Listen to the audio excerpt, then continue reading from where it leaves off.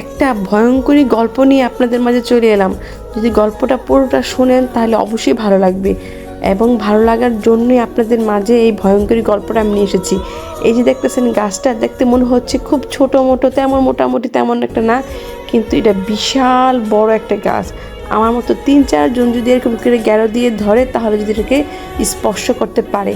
আর এই গাছের মধ্যেই এই যে নাগ নাগিন থাকতো, সেটাকে নিয়ে আজকের এই ভিডিওটা। তবে আমি কিন্তু ভীষণ ভয় পাই, সবচেয়ে পৃথিবীতে যদি কিছু ভয় পাই সেটা হচ্ছে সাপ। আর এই ঘাসটা কত বড় সেটা আপনাদের আমি দেখাবো। দেখেন, মনে হচ্ছে কি যেমন কেমন জানি, কিন্তু অনেক চওড়া, পাশে দিকে পাশে অনেক অনেক অন্যরকম। আর এই গাছের মধ্যে থাকতো একটা নাগ আর নাগিন, এটাকে মানুষ এখান থেকে ভয়ে যেত না। আর যখন তখন মানুষের সামনে সেইটা এই দুইটা একসাথে বসে থাকতো। পরে এখানকার কর্মকর্তারা উপজেলায় ফোন করে জানানোর পরে তারা লোকজন এসে এই নাগ নাগিনটাকে ধরে নিয়ে গেছে।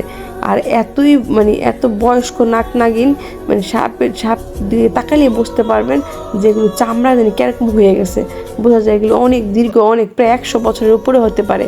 ওরা অনেক সময় বৈজ্ঞানিকভাবে দেখা যায় যে অনেক বেশি বয়স হলে এগুলো এমনি মারা যায়, কিন্তু এগুলো এখনও মারা যায়নি।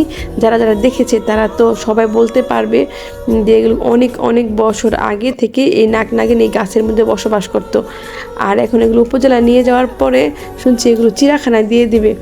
তো পত্রিকায় সহ আসছে এই সাপের ছবি সহ দিয়ে রিপোর্ট আসছে যে এই সাপে এখানে বসবাস করতো। এখন এই গাছটাকে নাগিনতলা নাম দিয়েছে সবাই।